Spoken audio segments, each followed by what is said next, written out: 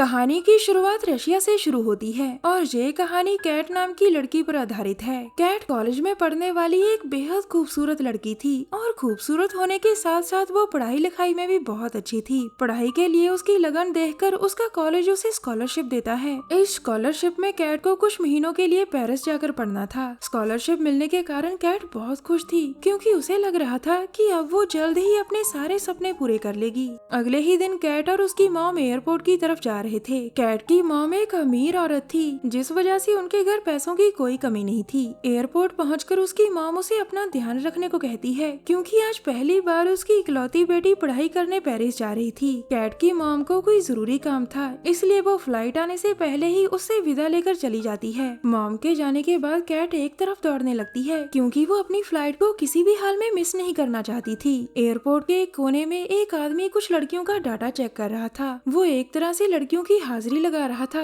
और हमारी कैट दौड़कर उसके पास आती है। अपनी हाजिरी लगवाने के बाद वो काउंटर पर अपना टिकट दिखाती है। फ्लाइट डिले हो चुकी थी जिस वजह से कैट एक लड़की के पास बैठकर बातें करने लगती है। कैट के सामने वाली लड़की का नाम लीजा था और ये दोनों आज पहली बार मिली थी। बातों बातों में कैट उसे बताती है, मैं बचपन से ही मॉडल बनना चाहती थी लेकिन मेरी मॉम इस चीज के पूरी खिलाफ थी। मेरी मॉम को लग रहा है कि मैं पेरिस जाकर पढ़ाई करने वाली हूँ लेकिन सच बात तो ये है कि मैं तुम लोगों के साथ अरब देश जा रही हूँ। जी हाँ दोस्तों, हमारी कैट चोरी छुपी अरब देश जा रही थी ताकि वहाँ जाकर वो मॉडलिंग कर सके। अरब देश जाने के लिए कैट ने टिकट का भी इंतजाम कर लिया था और ये बात उसकी मॉम को बिल्कुल नहीं पता थी। जो आदमी लड़कियों की हाजिरी लगा रहा था वो एक मॉडलिंग कंपनी का आदमी था। कैट ने इस कंपनी से पहले ही बात कर रखी थी और इसी वजह से वो भी उनके साथ अरब देश जा रही थी। कुछ घंटों बाद सभी लड़कियां अरब देश में पहुंच जाती हैं। कैट यहाँ आकर बहुत खुश थी क्योंकि उसे यकीन था कि अब वो जल्द ही एक टॉप की मॉडल बन जाएगी।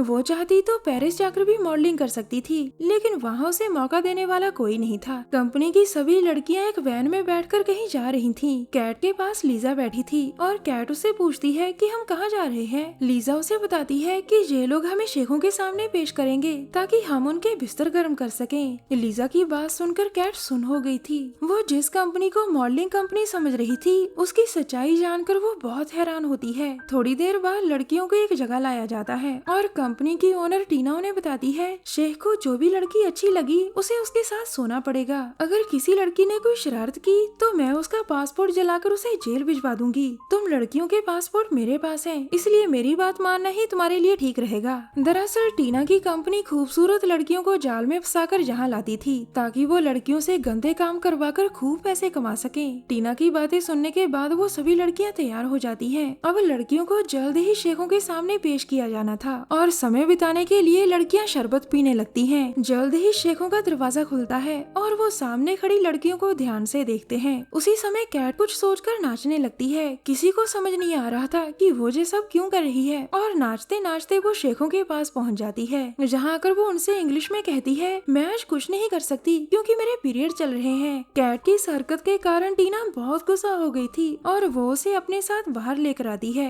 उसे नई कैट पर जरा सा भी यकीन नहीं था इसीलिए वो उसके कपड़े चेक करती है। कैट को सच बोलती देखकर टीना कहती है, तुम ये बात मुझे भी बता सकती थी और मैं तुम्हें यहाँ लेकर ही ना आती। तुम्हारी वजह से शेखों ने अब सभी लड़कियों को रिजेक्ट कर दिया है। उन्हें लगता है कि तुम ये सब अपनी मर्जी से कर रही हो इसलिए मैं तुम्हें मारपीट भी नहीं सकती। मैं आज ही तुम सबको अपने अपने देश भेज रही हूँ। अब कहानी कुछ दिनों बाद शुरू होती है। कैट, लीजा और भूरे बालों वाली गिना रशिया वापस आ गई थी। लीजा और गिना भी रशिया से ही थी और ये कई सालों से इसी घर में किराए पर रहती थी। कैट अपने घर नहीं जा सकती थी क्योंकि उसकी मॉम को लगता था कि उसकी बेटी तो पढ़ाई करने पेरिस गई है। इसी वजह से कैट भी इन दोनों के साथ रहने का फैसला कर लेती है ताकि उसकी मॉम उसका झूठ न पकड़ सके। एक दिन कैट और गिना लीजा से मिलने उसके गाड़ियों के शोरूम में जाती है। लीजा इस शोरूम में एक सेल्स गर्ल का काम करती थी और जहाँ का मैनेजर माइक उस पर जान छिड़कता था। जहाँ आकर गिना का दिल एक गाड़ी पर आ जाता है और वो फैसला करती है कि वो पैसों का इंतजाम कर इस गाड़ी को खरीद लेगी। वैसे आपको बता दें कि लीजा और गिना अपनी जरूरतें पूरी करने के लिए किसी भी हद तक जा सकती थी। इन दोनों के कपड़े भले ही महंगे थे लेकिन इनका जिस्म बहुत सस्ता था। लीजा दिन में कई बार अपने बॉस के आगे कपड़े उतार देती थी और बदले में उसका बॉस उसके घर का किराया भरता था। गिना ने भी एक अमीर आदमी को पटा रखा था और वो गाड़ी के लिए पैसे उसी से मांगने वाली थी। रात को कैट अपनी मॉम से वीडियो कॉल करती है और उसे बताती है कि मैं पेरिस में बिल्कुल ठीक हूँ। इसके बाद वो तीनों लड़कियां लड़कियां एक क्लब में मस्ती करने जाती हैं और वहाँ कैट की नजर सैम नाम के एक आदमी पर पड़ती है। दोनों पहले तो एक दूसरे को ध्यान से देखते हैं और फिर सैम उससे बातें करने लगता है। बातों बातों में वो कैट से कहता है, मैं एक शादीशुदा अमीर आदमी हूँ, अगर तुम मेरे साथ दोस्ती करोगी तो मैं तुम्हारा पूरा ख्याल रखूंगा। ये सुनकर कैट सोचने का समय मांगती है, जिसके बाद वो दोनों फिर से बातें करने लगते हैं और साथ ही दारू पीते हैं। दरअसल कैट सैम के साथ टाइम पास कर रही थी क्योंकि उसकी दोनों सहेलियां अपने अपने दोस्तों के साथ बिजी थी। कुछ देर बाद सैम कैट को छोड़ने उसके घर जाता है। कैट ने आज काफी दारू पी ली थी, जिस कारण उसे चलने में मुश्किल हो रही थी। लीजा और गिना अभी भी क्लब में थी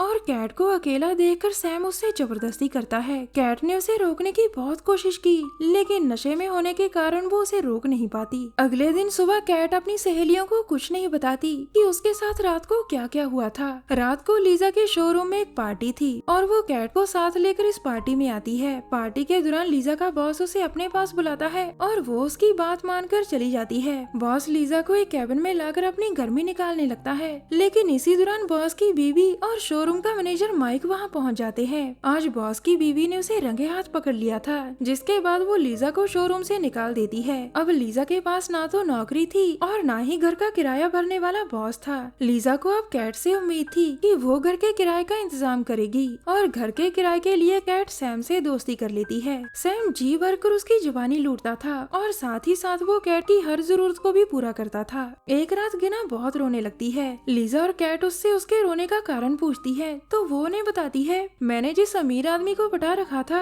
उसने गाड़ी के लिए पैसे देने से मना कर दिया। दोनों लड़कियां उसकी बात सुनकर चुप कर जाती हैं। अगले दिन कैट और सैम एक होटल में खाना खा रहे थे। इसी बीच कैट की नजर अपनी मॉम पर पड़ती है, जो थोड़ी दूर एक टेबल पर बैठी थी। उसे देखकर कैट जल्दी जल्दी टेबल के नीचे छुप जाती है ताकि उसकी मॉम उसे देख न सके। मॉम की नजर में कैट पेरिस में थी और अगर वो उसे यहाँ देख लेती तो कैट का झूठ पकड़ा जाना था। सैम उससे छुपने का कारण पूछता है और वो उसे सब बता देती है। काफी समय बीतने के बाद कैट को लगता है कि उसकी मॉम चली गई होगी। बस यही सोचकर वो टेबल से बाहर निकल आती है और तभी उसकी मॉम उसे देख लेती है। कैट की मॉम को पता चल गया था कि उसकी बेटी उसे बेवकूफ बना रही है और उसका शादीशुदा सैम के साथ अफेयर चल रहा है। वो उसे घर चलने को कहती है, लेकिन कैट घर जाने को मना कर देती है। दरअसल कैट को अब लीजा और गिना की कंपनी अच्छी लगने लगी थी। वो उनके साथ ही रहना चाहती थी। कैट की मॉम आज उससे सारे रिश्ते तोड़कर वहाँ से चली जाती है। कुछ दिनों बाद कैट गिना के सामने बहुत सारे पैसे रखकर कहती है,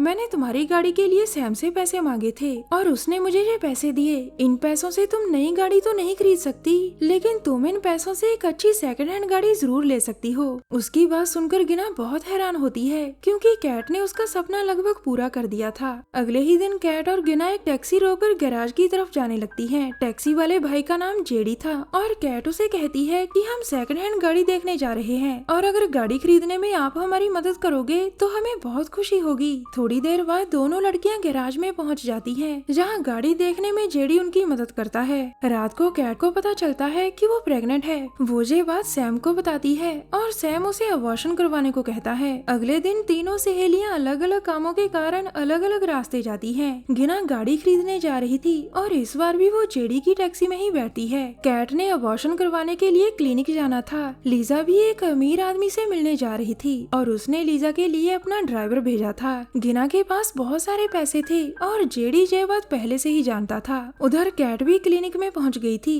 और डॉक्टर उसका अबॉर्शन कर देता है। लीजा की खूबसूरती देखकर उसका ड्राइवर उसे एक सुनसान जगह पर ले जाता है, जहां वो और उसके साथी लीजा के साथ जबरदस्ती करते हैं। जेडी भी एक सुनसान जगह पर आकर गाड़ी रोकता है और गिना को लूटकर उसे जान से मार देता है। आज का दिन तीनों सहेलियों के लिए भारी था। ना तो आज गिना का सपना पूरा हो सका और ना ही लीजा को अमीर आदमी मिल सका। कैट को उम्मीद थी कि शायद वक्त रहते सैम उसके पास आ जाए, लेकिन उसके पास भी सैम नहीं आता। गिना की मौत के कारण दोनों सहेलियां अंदर से पूरी तरह टूट गई थी। कहानी के आखिर में लीजा माइक का प्यार कबूल कर लेती है और कैट अपनी मॉम से माफी मांगकर उसके साथ अपने घर चली जाती है। हमारी वीडियो देखने के लिए धन्यवाद।